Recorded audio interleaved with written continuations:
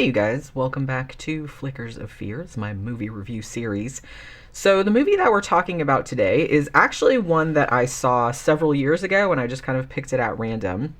And I remember really liking it. And for some reason, I didn't review it. I don't think I was doing these videos like back then. So I thought to myself, I should rewatch this movie because I remember really enjoying it and do a review for the channel. And also, I kind of wanted to give it some love because I kind of feel like not a lot of people talk about this movie. And I think that it kind of deserves more attention because it's really good. And like I said, I don't really hear anybody talking about it. So that's what we're going to talk about today. So this movie actually debuted at the South by Southwest Film Festival back in 2014. And it was the directorial debut of a director called Leigh Janiak, I believe is how you pronounce her last name. Now this movie, I'm going to talk about it and kind of spoil it and things like that. So I'm just saying, if you want to watch this movie, probably don't watch this review first because I'm kind of going to tell you some shit about it. And I think one of the best things about this movie is if you go into it cold, completely cold like I did. I think the reason that I ended up watching it was just I saw it recommended on some channel somewhere and they didn't really say what it was about. So I was like, oh, okay, well, I saw it on Shudder or Hulu or some other streaming service that I had at the time. And I was like, oh yeah, that's really great. But it's better going into it not knowing what the solution is or not knowing what exactly is going on. It's much creepier. So like I said, I'm gonna tell you what's going on in it. So if you want to watch it, watch it first and then come back here. So this movie, which is called Honeymoon, is a very solid, just kind of micro budget horror, sort of sci-fi. I guess it's not sort of sci-fi. It is kind of sci-fi, but it's kind of more so you don't really know it's sci-fi until the end. And it actually left quite a lingering impression on me, the first time that I saw it for several days afterwards. I was thinking about it. And like I said, I remembered it so well that it's I really wanted to rewatch it. So I rewatched it recently to review. Leigh Janiak, by the way, subsequently went on to direct the 3 Fear Street movies. So there's that, among other things too. So this movie, Honeymoon, which like I said came out in 2014, this actually stars 2 British actors playing kind of hipster, Brooklynites, I guess you would call them. So you got Rose Leslie, who is Scottish. She's probably most famous from Downton Abbey and Game of Thrones. And Harry Treadaway, who is English. He was in Penny Dreadful. He was in Cockneys vs. Zombies, which was also pretty great. So, but they're playing like Americans, and if you didn't know they were both British, I didn't. They sounded like Americans to me. I knew they were both British, but I was like, oh, good job on the American accents. I don't know why British people can do it better than the other way around, but whatever. So, but this movie actually kind of, it draws a lot of its emotional power, emotional resonance from, one, the isolated setting, and really kind of just the all-in performances of its 2 lead actors. This is essentially a 2-character movie. There are 2 additional kind of peripheral characters, but they're really only in a couple of scenes. So the 2 main actors really kind of have the whole movie on their shoulders, you know what I mean? Now, this movie too, I think kind of the theme of it and the thing that, again, makes it emotionally resonant, and the thing that kind of makes it real tense, a tense, very harrowing experience to watch, is the kind of idea that it's putting across that the person that you know and love the most is not the person that you thought. So this movie kind of, I feel like it maybe mines the same vein of kind of paranoia that you see in classic horror films Rosemary's Baby, or I think probably the touchstone, the most similar thing to this would be Invasion of the Body Snatchers. So because this is called Honeymoon, you know that the 2 main characters are newlyweds, right? So their names are Bea and Paul, and they are just sickeningly adorable, right? They just got married, and we actually meet them first through the kind of precious conceit of their wedding video. They're showing that at the beginning to kind of introduce the characters. They're talking about their first date and, funny little things some people weren't happy that they had cinnamon buns instead of cake at their wedding and shit like that. Just kind of cute little things that establish their characters. So after this introduction, the 2 of them are shown arriving at this real remote cabin in the woods for their honeymoon. The cabin actually belonged to Bea's family for a really long time. although B has apparently not been there since she was a teenager. Now, interestingly, I didn't notice any mention being made of where her parents were now, though I'll kind of get into that in a little bit because I have like a little bit of speculation about that, especially since I've seen it a couple of times, but I'll get into that in a little bit. So yeah, so Paul and B, they just waste no time getting into like honeymoon mode, you know, having lots of sex, cooking pancakes, fishing out in the lake, generally just being their darling selves. So the buildup of their relationship in the first part of the movie, this is really important because it makes all of the horrible things, because horrible things are going to happen, all of the horrible things that happen later in the movie, like all that more gut-wrenching, because you got to know them and you saw how in love they were and you saw them just like hanging out. So like when shit starts to go like really, really sideways, you feel kind of bad, you know what I mean? So the first little thing that kind of seems off happens when B and Paul kind of take a break from their constant fucking as they're on their honeymoon. They give them a break. So they walk down to this local restaurant. Now it looks deserted, but when they go inside, they run into this dude named Will, who just initially seems like super, super aggro. But then he recognizes B. Oh, hey, you're the girl that I used to hang out with when they were both 13 and both of their families used to summer here, like on the lake. So they kind of have this sort of like awkward catch up. But something really seems not right about Will. And Paul can't help but notice the very weird way the guy is like checking out his wife and not being super secretive about it either. And like weirder than that is the subsequent appearance of Will's wife, Annie. She looks kind of ill and she also looks very frightened. And she tells Paul and B that they need to get out of there. B also notices how Will kind of grips Annie's arm, like he wants to hurt her. You know what I mean? So she's like, oh shit, like some bad shit is going on here. So then later on, you know, B and Paul are in bed in the cabin, and B explains to Paul like who Will is. And she really seems kind of not obsessed, but she like really can't stop thinking about like how weird the whole situation was that day. She kind of like makes a couple of sort of playfully disparaging comments about how Paul isn't as quote unquote alpha as Will is. I mean, she's joking, but you know what I mean? But then she seems to get down to the bottom of what really troubled her about the whole interaction when she says, you're not like him, that we're not like them. And the way that she says it is, you know, that it's like some kind of foreshadowing, right? For like some shit that's going to happen. So only a day or two into their honeymoon, Paul wakes up in the middle of the night and finds that B is gone. He searches the whole house, you know, and she's not there. So then he runs out of the woods, like yelling for her. And he's clearly like terrified that something terrible has happened. Now he eventually does find her, but she's standing out in the woods. It's the middle of the night, naked and very, very disoriented. Like she doesn't seem to know like how she got out there. So he brings her back to the house and she keeps insisting that she's fine. She's like, oh, I must have just been sleepwalking. I don't really remember how I got out there. Paul, though, seems a little skeptical about this explanation, but, I mean, he's mostly just relieved that he found B and that she seems to be pretty much okay. From that point forward, though, Paul notices that B is starting to change a little bit. She becomes, like, a little bit distant, a little bit forgetful. Like, for example, she's making breakfast. She forgets to put batter on the French toast and just leaves, like, naked bread, like, to burn on the grill. She, like, forgets to grind the beans in the coffee maker, like, just little shit like that. And then she also starts forgetting things about their wedding, which was only 4 days ago. So you would think she would still remember that stuff.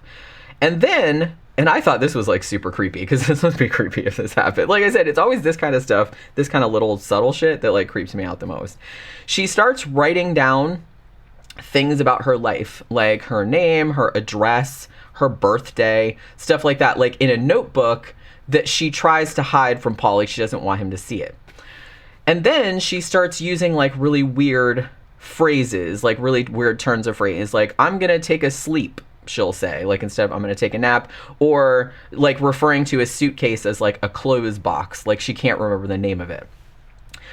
She also kind of starts losing interest in sex, even though like obviously before she was like all about it. And then Paul, like he kind of sees her standing in front of a mirror, like she's practicing things that she's going to say to him later. Like she has to rehearse, you know what I mean? And he thinks that's like a little weird. Also, and even more alarming than that, he starts to notice like all these weird sores like on her inner thighs that B says, oh, it's just bug bites, like mosquito bites or something like that from being out in the woods.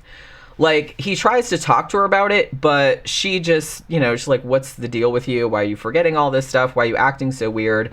And she's just like, no, I'm just tired, or it's just like the stress of the wedding catching up to me. It's like no big deal, right? Paul is not buying it, though, as you probably wouldn't either. And he thinks that it has something to do with that weird night where he found her, like, out in the woods. So to this end, he goes out into the woods in the daytime to the spot where he found her. And while he's out there in the daytime, he finds not only her torn up, like, special honeymoon nightgown that she had on, that she had bought for that night. And it's also, like, it's out there and it's kind of torn and it's covered with, like, this suspicious slime. So there's that. Also, there appears to be a large footprint out there, too. So from this, Paul actually deduces that B and Will had some kind of weird tryst, like, out in the woods, and that she's been acting so weird because she feels guilty and is, like, trying to keep it from him. You know what I mean? So Paul actually goes to her and, like, confronts her about the nightgown that he found, but he tells her, it's like, look, even if you did have sex with Will that night, I still love you, and I just want to know, because otherwise I have no idea what's going on with you, right? B, at this point, gets very angry, very defensive, and accuses him of, and I believe this was a direct quote, ruining everything. She says, you're ruining everything. So Paul, who at this point is just like freaking out because he's very confused. He doesn't know what's happening to this woman that he obviously adores. So he decides he's going to go and try to get some answers from Will. But when he goes to the restaurant to find him, he actually doesn't find Will. He does find Annie, Will's wife. And Annie looks even more fucked up than she did before. Like I said, she looked kind of sick and weird, but now she looks even more fucked up. She tells him that Will is, quote unquote, hiding. And she also tells Paul to leave because, quote, will hurt you. And I was just like, okay, that's a little alarming. And like I said, it's good because at this point in the movie, I had no fucking idea, like, what was going on. I'm like, oh my God, this is, like, so intriguing. It's like, what the fuck is going on here? Paul also notices, because Annie has, like, some shorts or, like, a short skirt on or something like that, that she has the same sores on her inner thighs that B has. But, of course, Annie won't tell him what's going on either. So after she actually, like, takes off, Paul actually finds Will's bloody hat floating in the lake, like near the dock. He also finds in the restaurant sheets of paper with writing on it, which shows that Annie has also taken to, like, writing down simple details about her life and her identity over and over, just like B has. And you're like, isn't this interesting? I wonder what the fuck is going on with these two. So from this point forward in the movie, things start to take a decidedly more body horror type of turn, as various fluids, blood, slime, weird webbing, things like that, start coming out of B's cooch, essentially, and other orifices as well. So Paul is, at this point, I don't know, how can you not, is kind of starting to realize that B is not really B anymore, but she insists that she still is. So when he kind of quizzes her on various aspects of their life and, like, her identity and stuff like that, she has a really hard time, like, remembering them correctly. But she does seem really, really frightened by this and, like, kind of begs him to help her. So, like, she knows that she's, like, losing her identity. She's kind of, like, flipping out about it. And honestly, I thought this was really, like, the best part of the movie. Because Harry Treadaway, you know, the guy that plays Paul, he really did a fantastic job conveying how it would feel to see a woman that you loved, like, clearly changing into someone else while still looking like the person that you married. And Rose Leslie, also great, kind of getting across the terror of knowing that you're changing, but, like, knowing that your identity is slipping away from you, but being unable to convince, you know, your loved one that deep down you're still you in there somewhere. You know what I mean? So they really, like, played that off, like, really well, and it was, like, really harrowing, like, to watch. So finally, after Paul basically reaches into B's vagina and pulls out a quite alarming item that looks kind of like a giant animate tree root, more than anything else, the explanation is then forthcoming. And like I said, I'm going to spoil it, so, you know, if you haven't seen the movie and you want to see it, like, without knowing what's going on, then, you know, even though I've already told you kind of, maybe you figured it out, I don't know. So that night out in the woods, B says, there was a bright light that came to her and put something inside of her. She knows what it is, and she knows what she's supposed to do. And then she says that she knows that they, quote unquote, are going to be taking her, and that there's nothing that either of them can do about it. So basically she says, well, I just wanted to have these last few days with you be perfect before I got taken away. So that's what she meant when she was saying, you're ruining everything. She's like, I'm trying to have these last few days with you because I still love you, and I'm still, but you know, I know they're going to take me. So, you know, you're ruining it all. So yeah, in case you didn't figure it out, aliens. I mean, they didn't really come out and say aliens, but it was obviously something like that, like some type of like body snatching extraterrestrial beings that didn't want the men. They only want the women.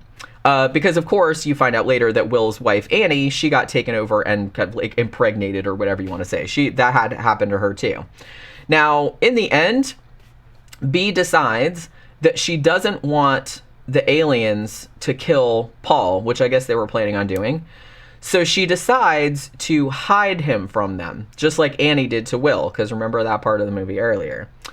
Unfortunately, her idea of hiding him entails knocking him out and then tying him to an anchor and dropping him to the bottom of the lake, because she has apparently forgotten that humans cannot breathe underwater. That was one of the things that she forgot, because the aliens are taking her over, right?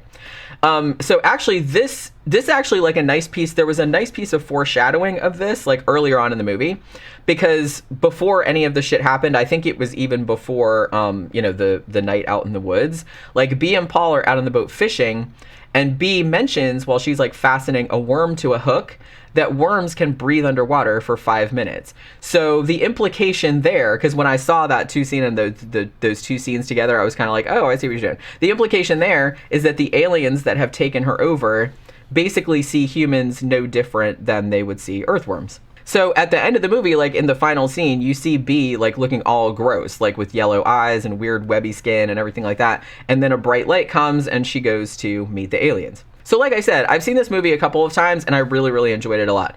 I will admit that it's always something of a letdown when the explanation is aliens, but I think this was kind of like an exception to that rule. You know, and I've said this before, I'm not usually hugely a fan of like more sci-fi horror. I do like some of it. Obviously, there are a lot of exceptions to that rule, but generally, like, I'm just kind of like, ooh, like, what's going on? And then they're like, oh, it's aliens. I'm always kind of like, oh, bummer. But I didn't really have that. I had that a tiny bit, but then I was like, nah, it's all right. You know what I mean? Like, it's all right. Like I said, it's almost kind of more like an invasion of the body snatchers kind of thing. And this movie, to its credit, it didn't really smack you in the face with aliens. Like, it doesn't show you any aliens or anything like that. All it showed was just like kind of bright lights and just like a few vague silhouettes. Like, they never say the word aliens. They never say anything like that. They just let you kind of like fill in the blanks of what these beings are. So yeah, I mean, this movie, the suspense in it is really, really good. And I really was like intrigued by the whole story, trying to figure out what the hell was going on with B. And like I said, the two actors in it, the two leads, they really, really sold the terror and the confusion that would arise from this scenario, like if it happened to you, God forbid. And I'm gonna say, like, the movie works just as well as like a straight, you know, sci-fi horror movie as it does maybe kind of like a metaphor about relationship breakdown, about kind of that horrible feeling that you get when you slowly start to realize that maybe you've married a stranger. You know what I mean? Like I said, you don't have to take that away from it, but there is like a thread of that metaphor like running through it. I think the only thing, and it's like, this isn't really a criticism, but I'm going to say, I think I would have liked a little bit more explanation about what the nature of the body snatching was, though. Like, why in particular, for example, like, did the aliens target the women in this particular remote location, you know, or was it happening all over the world and we're just seeing it affect this really small area? You know what I mean? Like, I don't know if it was going on a larger scale or if it was just happened to be this one place. Also, I wondered if B knew about the body snatchers from before, because she used to spend summers like at this cabin, you know, as a kid. So it's like, do they come back every year, or what's all that about? I also thought, this kind of occurred to me. I was like, was she an alien pretending to be a human all along? But then I was like, well, probably not, because I think that there was kind of like, they suggested that Paul and B had been together for like a long time before they got married. But, you know, I guess it's still a possibility, but probably not. But that was just one thought that I had. Also, I wondered, like, where are her parents all this time? because it was their cabin.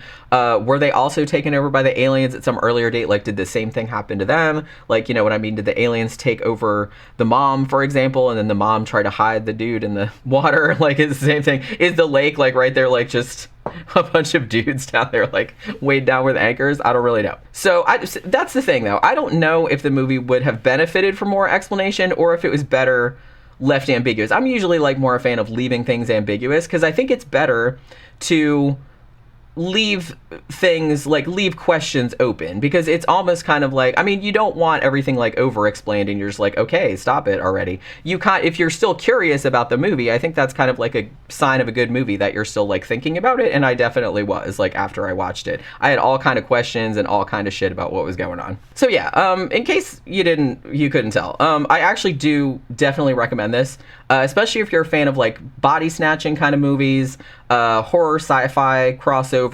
general body horror. There is a lot of, like, kind of gross, icky, you know, so like I said, stuff coming out of vaginas and things like that. And also if you're a fan of kind of metaphorical horror films about, like, relationships gone terribly, terribly wrong. So there's that aspect of it as well. But yeah, like I said, I feel like a lot of people don't talk about this movie, but it is actually a really, really good one that I enjoyed quite a bit. So that will do it for this Flickers of Fear. Hope you guys enjoyed it. Please like, share, subscribe to the channel if you haven't already. And I will see you guys again on the next one. Bye.